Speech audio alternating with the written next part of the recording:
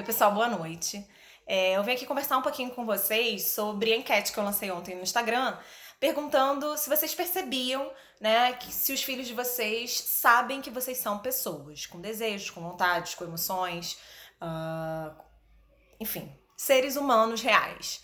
E aí, 70% respondeu que sim, cerca de 70% respondeu que sim, o que, por um lado, já mostra, embora, né, a gente não saiba exatamente como, né, essas mães têm comunicado essas emoções para os filhos, mas se elas percebem que há esse retorno, né, que os filhos as consideram pessoas, de fato, isso já representa, de alguma forma, uma mudança no padrão de maternidade que a gente internalizou, que era um padrão mais sacrificial e não só de maternidade, mas de mulher, né, de feminino, que é uma coisa mais sacrificial, mais anulada, né, do ponto de vista da subjetividade.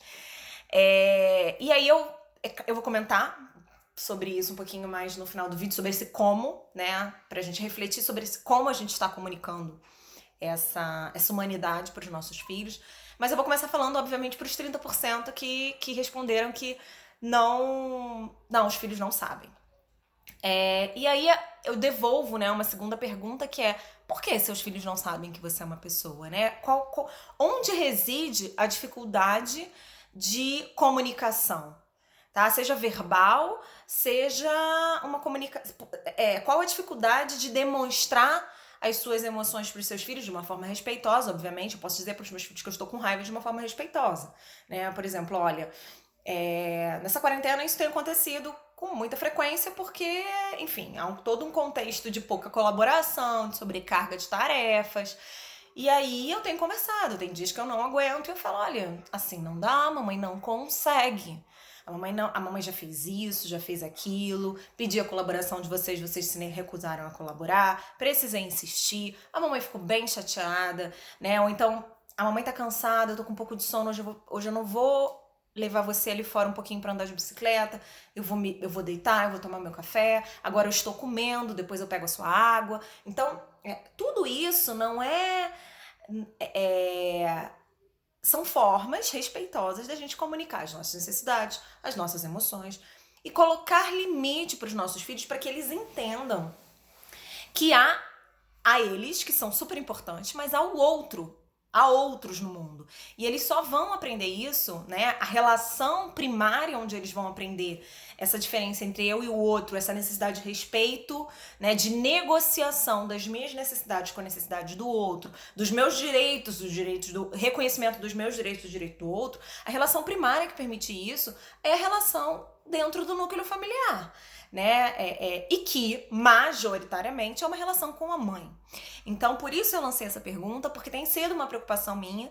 Dentro do meu programa de orientação parental, o primeiro tópico que a gente trabalha é exatamente o reconhecimento de como a gente exerce a maternidade, de de que modelo de maternidade a gente internalizou, se a gente se identifica de fato com aquilo que a gente internalizou ou não, se é preciso desconstruir ou modificar de alguma forma esse padrão internalizado.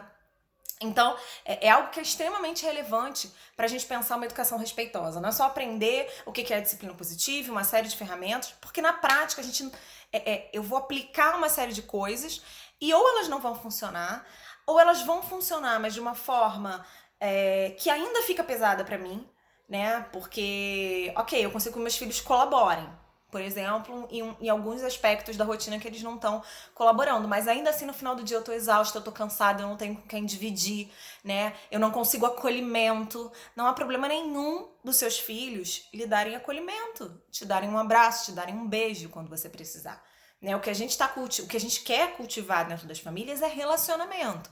E relacionamento saudável, passa sempre pelo reconhecimento da necessidade do outro. Então, seus filhos precisam saber quando você tá com fome, quando você tá triste, né? E se te vem chorando e perguntar: o que foi, mamãe? Dentro de uma linguagem, dependendo de qual for a questão, né? Você pode minimizar um pouco o tema, para a gravidade do tema, e explicar alguma coisa pra eles. A mamãe tá sentindo dor, né? Já me aconteceu de estar chorando por um assunto que eu não poderia compartilhar com eles, que não era própria propriedade. E eu falei com eles, é que a mamãe tá sentindo muita dor.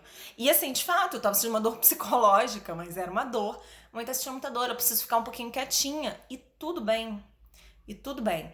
Vocês vão sair dessa relação, o seu filho vai aprender sobre reconhecimento de emoções, sobre limite do outro, né? E ele vai, assim, ele não está sendo negligenciado porque você pegou um copo de água depois que terminou sua xícara de café. Quando você precisava muito daquela xícara de café, ou você precisava terminar aquele prato de comida, né? Para se manter energizada pro restante do dia. Então eles não vão morrer por causa disso.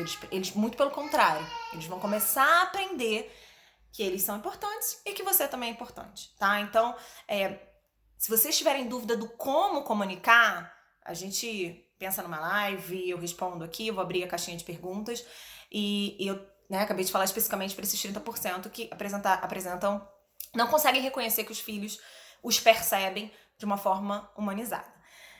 Para os 70%, eu acho que vale a gente pensar o como essas emoções estão sendo comunicadas, né? Então, que bom que seu filho te reconhece como uma pessoa. Mas como é que isso está sendo comunicado? É com grito do tipo, ai, que saco, eu já tô de saco cheio, eu não aguento mais. Eu vou embora dessa casa, aquelas frases, né? Eu tô com sono, eu quero dormir, vocês são... Enfim, como é que isso está sendo comunicado também é importante, né? Como comunicar as minhas emoções, os meus sentimentos, a minha frustração e a minha raiva, principalmente as emoções mais desorganizadoras, que acabam levando a gente, né, ao grito, levando a gente ao exagero, levando a gente à culpabilização do outro. Então, eu tô cansada, vocês não cadam nem um brinquedo, eu tô exausta. Óbvio que eles estão percebendo que você tá com raiva, óbvio, mas existe uma outra forma de comunicar isso, tá? Você pode fazer uma pausa positiva antes de falar qualquer coisa, é um conceito, né, da disciplina positiva, que é você sair, se retirar um pouco da situação, voltar, né, retomar o seu padrão de respiração, tentar retomar o seu padrão de respiração mais natural, mais fisiológico, e aí voltar para aquela conversa e comunicar a sua emoção. Por exemplo, olha, o nosso combinado é que depois que brincar, os brinquedos precisam ser reunidos e colocados dentro da caixa, né? Essa é a tarefa de vocês. Mamãe já fez isso, aquilo outro. A tarefa de vocês é cuidar dos brinquedos de vocês. O que aconteceu? Né? Percebam que eu tô focando na solução e não no problema e sim em culpados. O que aconteceu? Qual a dificuldade? Aconteceu alguma coisa que vocês não conseguiram colocar os brinquedos dentro da caixa? Quando eu chego, né? Quando eu cumpro as minhas tarefas e eu percebo que vocês não cumpriram as de vocês dentro da casa, eu me sinto muito chateada, frustrada, irritada, né? E eles vão perceber isso, você não precisa falar rindo, né? Eles vão perceber na sua face a tensão, mas não precisa ser no grito, não precisa ser em algo que provoque ainda mais desorganização do que aquela que já foi gerada por uma situação que te deixou frustrada. Então, especificamente, eu acabo sempre me reportando muito às mães, porque eu ainda entendo que ainda somos os alvos, né, de sobrecarga. Ainda somos as principais responsáveis pela educação, pela disciplina. Isso tem mudado, mas de forma ainda muito lenta. Então, me desculpem os homens que me acompanham, se eu não estiver me referindo a vocês, mas se vocês são homens que estão desconstruindo o machismo e sendo mais participativos, é de vocês também que eu tô falando.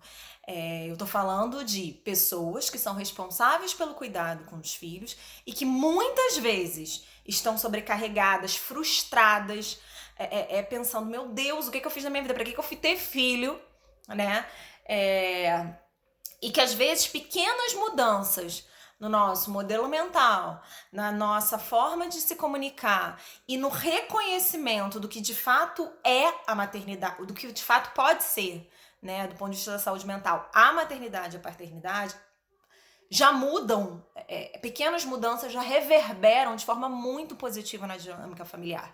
E uma delas é, seu filho precisa ser capaz de reconhecer que você é uma pessoa com fragilidades, com erros, com capacidades, com qualidades, mas também com limitações, com características que são mais desafiadoras para esse outro lidar.